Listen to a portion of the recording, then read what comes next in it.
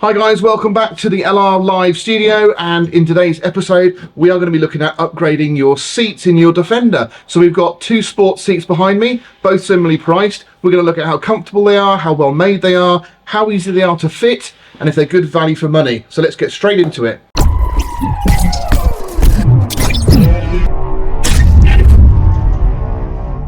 So a quick introduction to the seats first, and then we'll know what we're dealing with, and then we'll have a look at how they're fitted and what you need to actually get them installed in your Defender. So the first seat I have here is from Britpart. It's a fairly generic sports style seat. It does recline. In fact, both of these recline, which is very important obviously for a civilian vehicle as opposed to a race vehicle, if you like. Now these seats from Britpart are sold as a pair only, and you do need a seat base to fit them to your existing runners in your vehicle. Now that is something we're going to look at a little bit later, but just needless to say, if you're going to be investing in these seats, they make excellent value as long as you've got good seat runners already. So if they're very rusty, they're falling apart, the tabs have snapped off at the front of them and they're kind of lifting off the seat box a little bit like mine used to do, you might want to think about investing in some seat runners. So on my right here we've got the Sparco, and this is obviously a brand I'm sure many of you have heard of. Again, it's a very similar looking seat. It also has recline.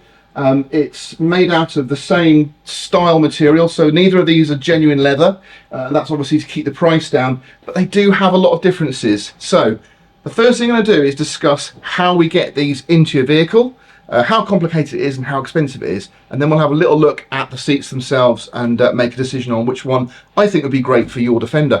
This is the plate you need to fit the Britpart seat, and what you'll need to do to get that installed is to remove the seat base from your existing seat. Just whip that off and get rid of it.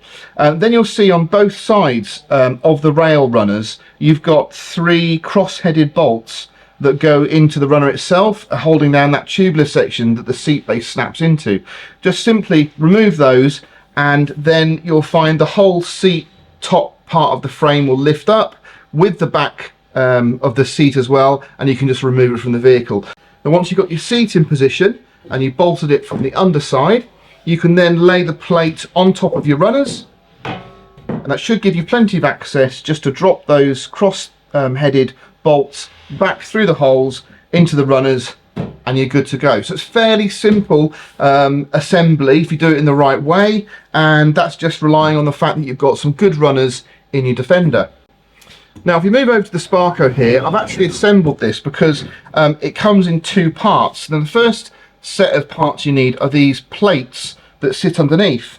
And these will actually mount directly onto the four holes in your seat box. Where you've removed your seat is you'll have captive nuts. Now invariably these do break away from the underside of the box itself, so that may have happened, and if that has happened, life is going to be a little bit more difficult for you. But don't worry, you can just use a nut and a big washer. You can sit it underneath, put your hand in the hole that's in the middle of the seat box, like where your battery or your fuel tank might be, and you can just put your hand underneath there and hold a nut while you actually insert the bolts. And you simply drop that into place, into the seat box captive nut that's there, or the nut that you're actually going to have to put on with a washer, and you just thread it in and it sits in position, and you've got two shorter ones for the back. Now the way this works, and the reason I like this setup, is because it does give you a natural elevated front part of the seat. So there's longer, if I just lift it up, you'll see there's longer stems there that go down onto your seat box at the front than there is on the rear, so you've naturally got a recline on your seat. So what you need to do is actually mount these two rails using this slot here, this elongated slot here, and one of these solid position slots here onto the base of the seat. Once you've got that in position, you can just squeeze that in slightly, locate it, and let it pop out into position. It will locate itself with the two pins, and that just means we can then activate it up and down to slide it across. So once you've got your runners on your seat, you're all set. You can just extend the arms so that you're exposing the channel, and then you can just bolt it using the bolts and fixings that are provided.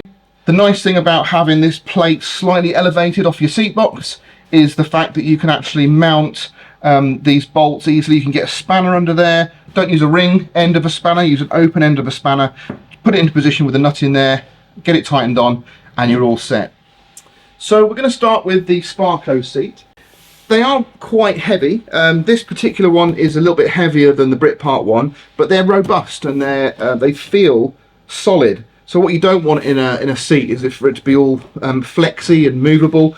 You can feel it moving underneath you when you're driving. It's got a good, effective leather finish to it, so it doesn't look noticeably fake. Although it is not real leather, it does look the part. This is a budget seat from them, but obviously they're trying to address all the markets. Now, it's nice that they've gone to the trouble of finishing it, I think, in the same level of detail as they would their more expensive seats. And one thing I really like is the fact that all the stitching is perfectly spaced, so you're not getting any waving or wandering lines on the stitching of the seat at all. It all looks really neat and tidy. The finish of these the seatbelt holes at the top is really smart, and there's no gaps, so don't creak. They're nicely fitted, solid again, and the mechanism for adjusting the seat is really good.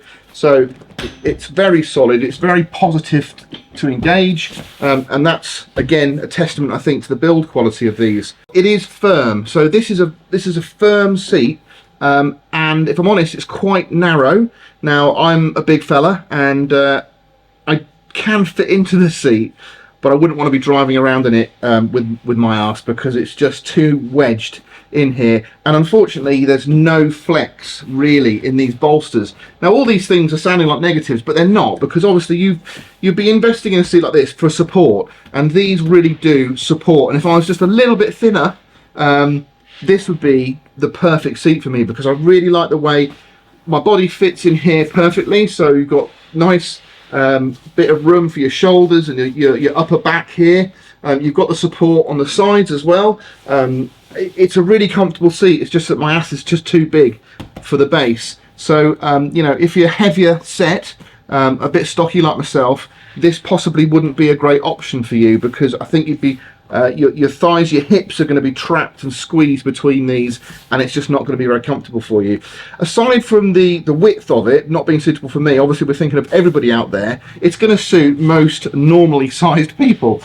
So the extended leg support you get as well at the front is really nice, because it's not just soft and squishy and just gives way. It actually does have a function, and it's very firm, and it does give your legs really nice support.